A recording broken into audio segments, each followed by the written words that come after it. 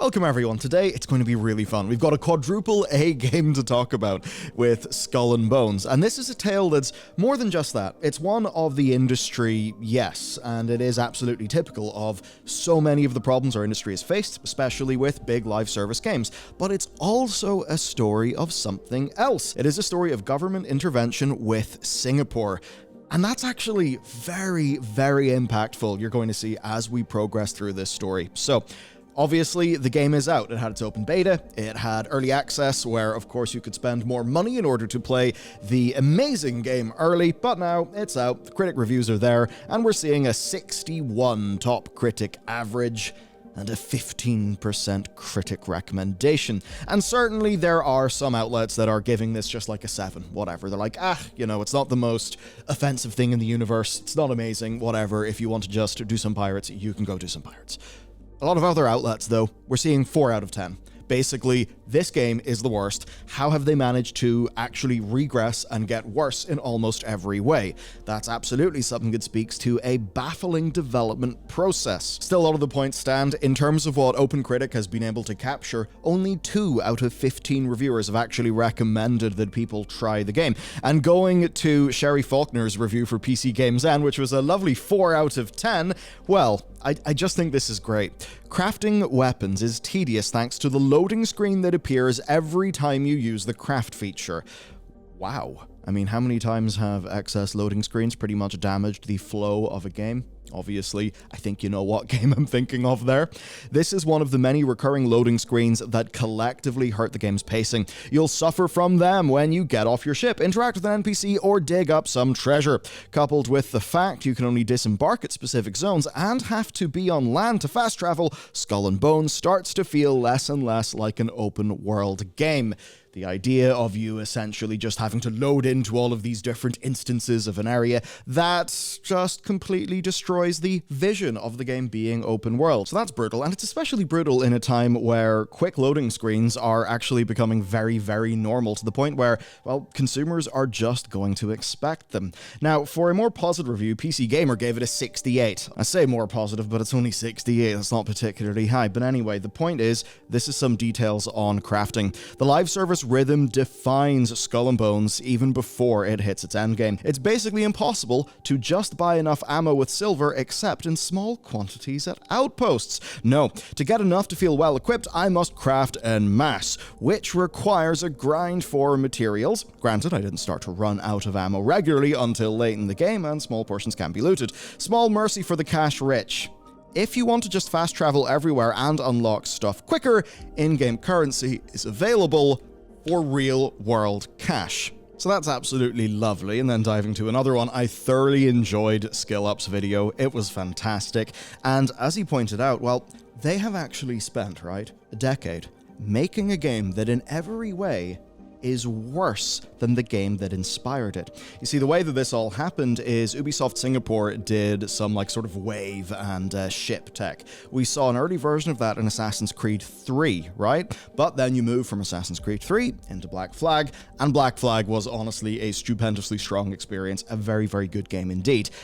And, well, the pirate stuff in that game is significantly better than in this game.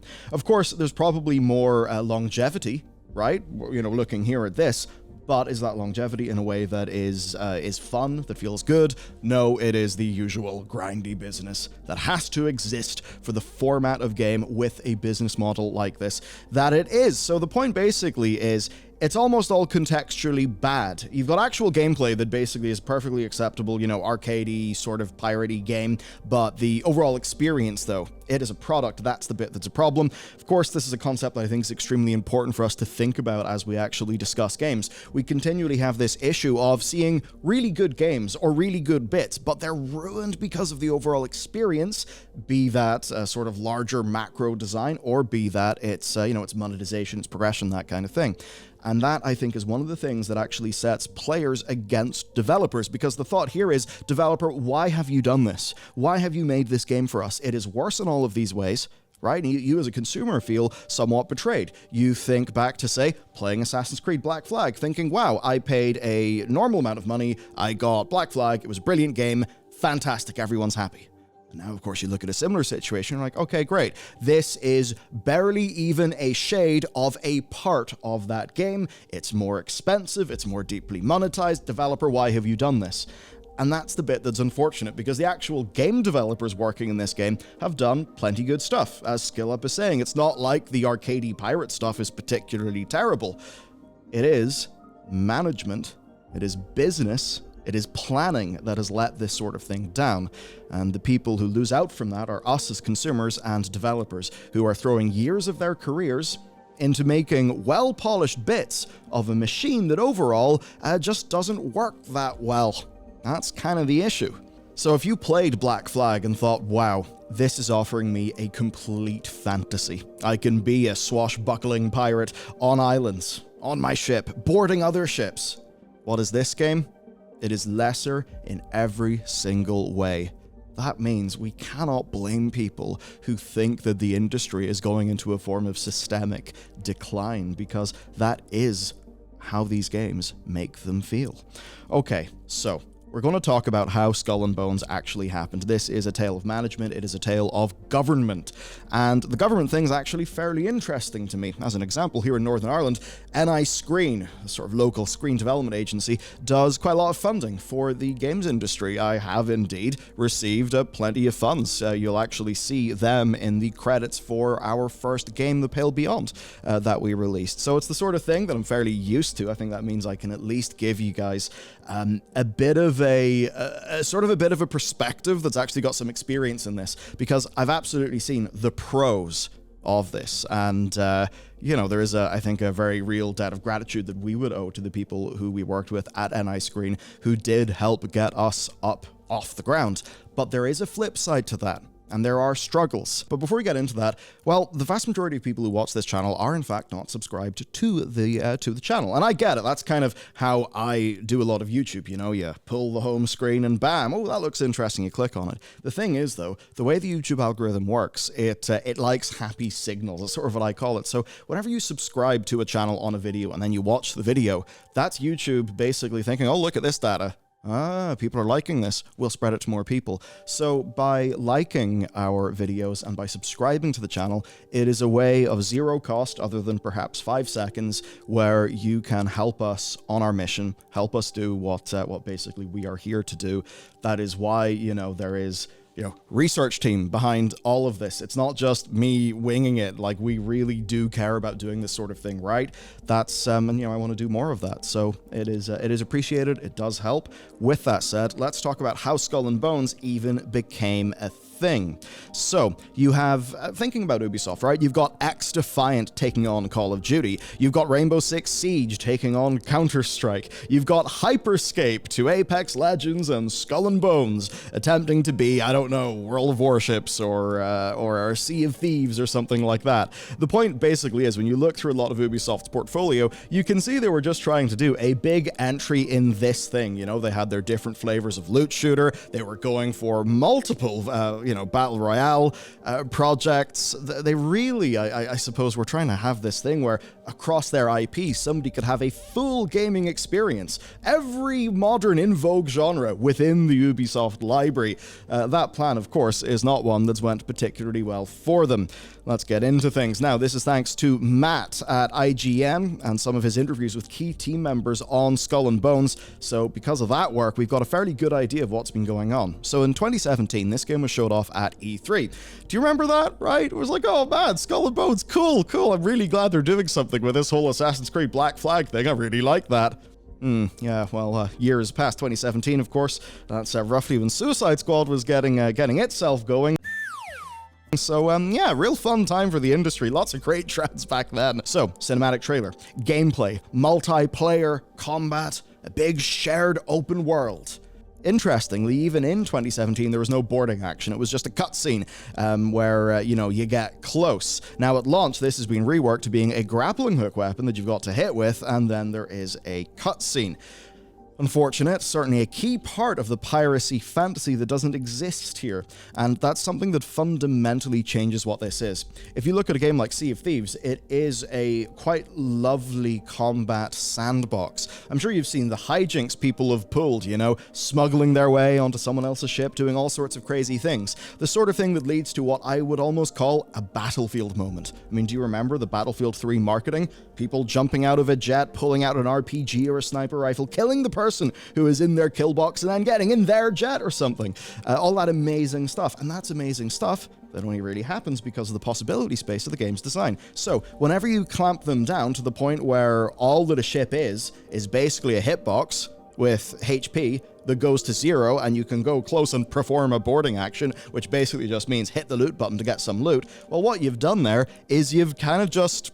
well, you've reduced the possibility space. You've reduced the amount of player interaction in the game world. And that completely changes, I think, what the game is. The thing with Black Flag, nobody is saying that the combat design of that era of Assassin's Creed was a particularly amazing thing. Now, certainly, there's a debate to be had. I know some people prefer the newer games, some people prefer the older games. Point being, though, it was never the best in the world. The bit that mattered, though, is that through that fairly mediocre, albeit, flashy in terms of animations combat, but through that mediocre combat, a larger-than-life and appealing fantasy could be lived out. And that's what helped to make Black Flag feel like a full and cohesive experience that was more than the sum of its parts, and by taking away those nice-to-haves, by sanding them down, streamlining them out, what you end up having is, yes, pirate ships, but not the fantasy of being on one. That's a pretty major loss for a game like this. Now, as we move on from 2017 to 2018, we essentially see a raid-style boss encounter, which is, fairly something, I suppose. The HMS Victory transports back in time and over to where you are, then you fight it? I don't know. But from that point, it vanishes. It vanishes. And then for a while... we're all just saying, where is Skull and Bones? Ubisoft, in their earnings reports, would keep on saying, oh, and we're doing, it's progressing. And this is where Mats Perslow's interview with the creative director, Elizabeth Pellin, is quite interesting. So she was recalling her appointment at 2018 and basically highlighting the issues the game was facing. Prototypes, demos. Despite having initially planned for a 2018 release, Skull and Bones was still in the prototyping phase by the end of the year. And while the open world had been showcased at E3 that summer, internally, Skull and Bones was still a small-scale multiplayer game. That's rough. Now, what are other examples of big live services where you've sort of seen prototypes and demos, but nothing cohesive? Anthem. Because continually, talented game developers are doing a really good job making parts, but the problem is planning, leadership, realistic timelines, the sorts of things you need to actually pull those things together into a cohesive vision. So, in order to try and do that, they basically did a far more narrow focus of the game. They cancelled the competitive mode and an unseen third mode, and then they doubled down on the open world experience. And it was during that time that Kotaku did some investigative reporting. Basically, they were detailing a very chaotic development process, an entanglement between the creation of the game and benefits provided via contracts with the Singaporean government, and those mandated a release of original IPs. Now, that is something that's fairly interesting. Before I go into Singapore, I just want to continue because as a part of this development process, right, the game was being reworked into its current state, but it was never allowed to be fully prototyped and started fresh, actually doing a proper reset, accepting the new vision, and then making that vision. No, it was always just trying to move this giant behemoth in a direction. So this was a big challenge, and one of the claims here is that the team could not be ran down from its 500-ish person strength. Now, this is one of those things, maybe we just need to go through the credits or something like that, but this is where the Singapore stuff is sort of involved. So, a lot of people, the more, I suppose, traditional sort of low interactions with the state would say that, well, no, the market is the thing that should really be involved here. And if it doesn't make sense to, if it doesn't make sense sort of market-wise to make the game in Singapore, and, if this is a project that's obviously doomed, well, you know what, then you should just kill the thing and move on. There's a lot of people who would say that, I suppose, the state intervention is, not the most ideal way of doing things, right? Of course, I'm not making a value judgment on that, but I'm certainly saying that a lot of the fears that some people would have, I think, were rather realized in this instance. Of course, Singapore is a really fascinating country, and especially from a governmental perspective, I'd recommend, you sort of look that up. They've had a lot of remarkably successful initiatives, and certainly a sort of bargaining with the people. It's like, hey, look, you want a car? Well, this is what is involved in getting a car. For most people, it ends up being, being a good thing. I suppose I bring this up just to say that, that is a state that is willing to take a shot and try to sort of intervene in something.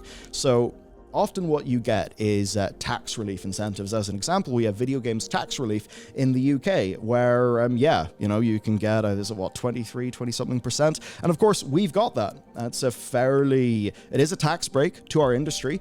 It's something that is very much the government trying to encourage people to do video games here. And certainly, while there are a lot of big stories about Rockstar Games using that for companies of around my size, let's just say, we spend 200 grand on a project, being able to, if you get sort of 23% of that back, that actually is helping you fund that period where you're not getting money from the game you just released, but you need to keep the lights on. So for that, it can be quite vital. So you've got very large, broad strokes things like the video games tax relief scheme in the UK, and of course in many other countries as well. Then you can have sort of more direct things. So as an example, here in Northern Ireland, there's an agency called NI Screen. And with NI Screen, they're trying to grow the screen industry here. Interactive is a part of that, so if you have an idea for a pitch, you could be able to get a development grant from them. Well, okay, it's not a grant, it is the form of a loan, so, you get that money, and if you go to zero, well, poof, it goes to zero for them. If you end up making money, then you will be paying it back to them. So it's one of those things to inject a bit of cash into the earlier stage of the whole thing to sort of try to foster the industry, sprinkle some miracle grow all over it. And for many companies, that's been really great. I mean, Pale Beyond, we were only able to do the thing that got us the publishing deal on the back of sort of that money. Now, the downside of a situation like that is you can just become a serial funding chaser.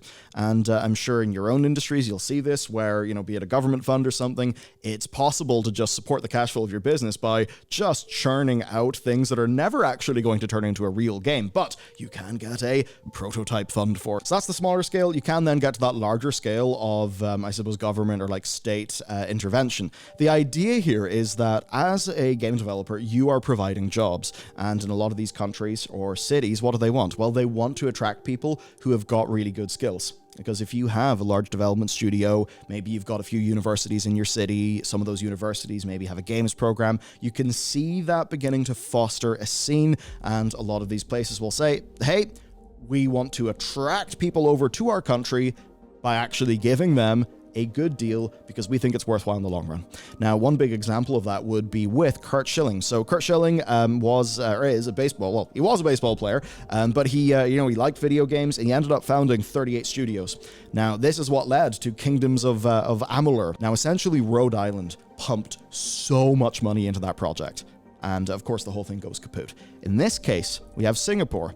They are pumping a lot of money into this project. And the terms of the deal is quite fascinating in terms of it having to be some, unique IP, original IP, which I suppose you could maybe see why they would want that. Perhaps the government would see that more as like setting down proper, new creative roots in the area. But anyway, it's that, and the release was essentially mandated. Now, that's the bit that I do find to be quite interesting. They're mandating this release. So what happens then if Skull and Bones just makes no sense and is going to be cancelled? Well, we don't know what the terms of that deal are. Maybe there are things that Ubisoft, as a part of a sort of termination clause or something like that, that they would have to pay back. So Ubisoft essentially ends up with this project. It's going nowhere fast. It's a total goddamn disaster. However, it is disproportionately cheap for them to develop based on local state incentives. But those incentives also mandate that the game comes out. So that basically means that this ongoing disaster is never so existential to Ubisoft that they have to kill it. But equally, if they do kill it, if it got to the stage where they would normally kill it, well, maybe they're going to be on the hook for a whole bunch more money because they're pulling out of that deal. I don't exactly know, but that essentially is the point here. An example of where the deal ends up being so good-ish in a way that they can just let this disaster keep on going for years and years and years and years, because I guess Singapore's getting its jobs, development is happening, and continuing that status quo ends up just being the default thing. I cannot wait to get more sort of interviews on this, more sources, because this is absolutely fascinating. Anyway, the game, of course, then, after 6 delays, would be releasing. It no longer had separate multiplayer modes. It was no longer a historically accurate game, where now it has sea monsters. I'm not against sea monsters. And quite a lot of concessions were made on the whole sort of on-foot social / hub areas, grappling, and other things. So this is a game that was never supposed to be Black Flag for good or ill. But what essentially is now is a actiony or more arcadey, like in the past piracy World of Warships that has basically captured the hearts of just about nobody. But ultimately, what is it? Well, it's a decade of development from a large team, and that means your boy, Yves Guillemot, is kind of right. It is a quadruple A game. It's just a bit shit. But in terms of timeline, I mean, yeah, someone's pumping out a triple A game in 4 years, and you're taking 10, man, sure thing. You call it quadruple A, buddy. I'm just not going to think that that's a good thing. All right, so quadruple A then, what the hell does that even mean? Well, first we've got to understand what triple A means, and that actually comes from the world of big finance. Because yeah, you know, obviously, right? The more, you know, the more money, the more safety that goes into a game, the better it will be. No, so if you've ever heard of junk bonds be talked about, well, a AAA rated bond is like the opposite of a junk bond. The idea is, you know, if you have, if you're getting a AAA bond, the point there is that that is a safe bet. Your money's not going to go kaput. You know, AAA, good credit rating, happy. Now, that's from AAA to BBB. So that's sort of the original sort of verbiage that AAA comes from. Where it applies to video games actually comes from a early 2000s, late 90s account of a sales manager at a store telling staff about a, you know, the next sort of big hit game. Here it is.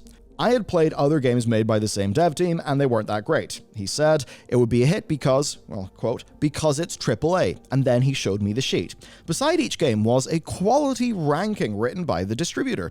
They were letter ranks that the distributor used to help retailers with their game orders.